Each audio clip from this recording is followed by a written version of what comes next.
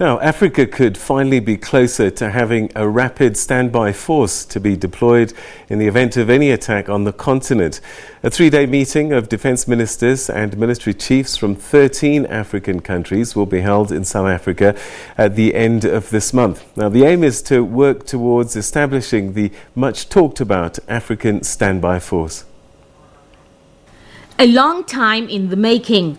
A decision was taken by AU member states in 2013 to put together a temporary volunteer standby force. It was dubbed the African Capacity for Immediate Response to Crisis.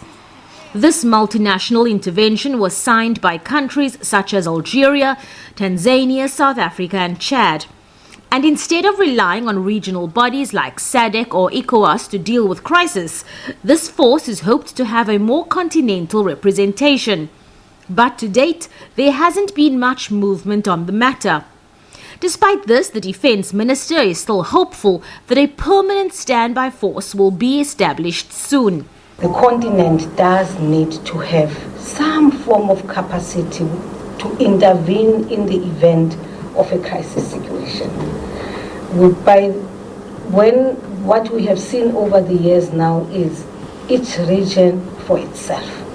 You do need an entity which can be on standby for in the event there were to be a crisis. And obviously, countries, member states of the AU will have to pull their resources together for that purpose.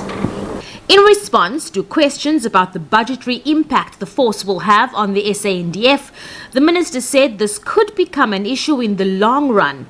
She said because there is no indication of an imminent attack on the continent, there is no need for budgetary considerations right now.